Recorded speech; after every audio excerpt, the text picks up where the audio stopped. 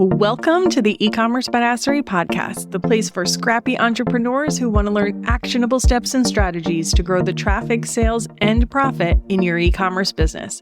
I'm your host, Jessica Totillo-Coster, a 20-year retail veteran and former brick-and-mortar boutique owner who spent 3 years as the only employee of a 7-figure online store. That shit was crazy. I know exactly how it feels to do all the things, and I'm sharing everything I learned the hard way so you don't have to. I may have started this business by accident, but supporting badass bosses like you lights me the fuck up, and I am so stoked to see you grow. Are you ready, babe? Let's roll. Welcome back to the E-commerce Badassery Podcast. I'm your host, Jessica Totillo-Coster. If you saw this week's title and are wondering, what the hell is Jessica talking about? Did I read that right? The answer is yes. Today, I'm sharing a business lesson from everyone's favorite fictional serial killer, Dexter Morgan. This one is going to be a shorty, but it's an important message, especially as we move into the last half of the year. If you've never watched the show, the premise is that he's a serial killer who only kills bad guys, thanks to a code his adoptive father instilled in him once he realized he had these dark tendencies. Don't worry, I didn't spoil anything for you. You learn all of that in episode 1. No spoilers coming. And I know this is a weird story to connect to a business lesson, but you know when you rewatch a show or a movie multiple times, you always kind of pick up on new things or see them in a new way. That's what happened on my most recent rewatch, which I finished while I was laid up on the couch for the majority of last week. Not sure if it was my wonderful germ bucket of a nephew I got to spend a ton of time with, or one of the other 100 people that were at my in-laws' 50th anniversary party, but either way, I ended up sick afterwards. If you had a one-on-one call with me last week, you know, thanks for your patience while I struggled to add sound to my words, and while you can still hear the trail end, at least I've got my voice back. Anyway, at the core of Dexter's code are 2 guiding principles. Make sure they deserve it. That includes getting solid proof of their crimes and not killing innocent people. And of course, the number 1 rule, don't get caught. Kind of reminds me of when my mom caught me smoking pot as a teenager. Don't do it in my house. And also her number 1 rule, don't get caught. I followed at least one of them. While the show is a total roller coaster ride of emotions, characters, relationships, etc., everything Dexter does, every decision he makes, always comes back to these 2 core principles. And even when he does something you as the audience member aren't super happy about, in most cases, you justify it along with him because he's following those 2 principles. He has a singular focus. That's the kind of focus I want you to have in your business. Are there times when Dexter gets distracted and goes off the rails? Yes. Is the same going to happen to you? Yes. But it's always possible to get back on track.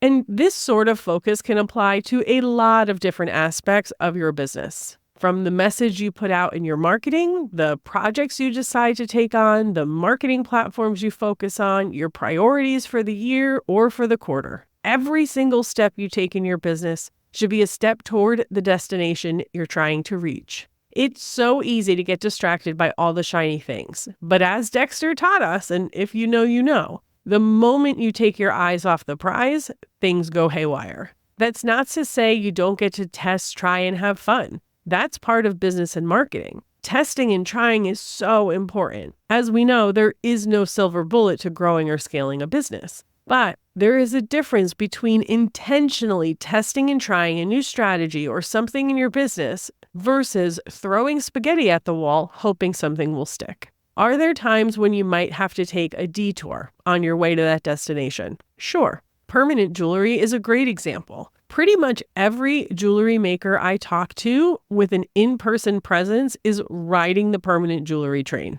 Is it what they really want to be doing in their business forever? No. Are they going to ride the wave for now so they can generate a bunch of easy revenue? Yes. Nothing wrong with that.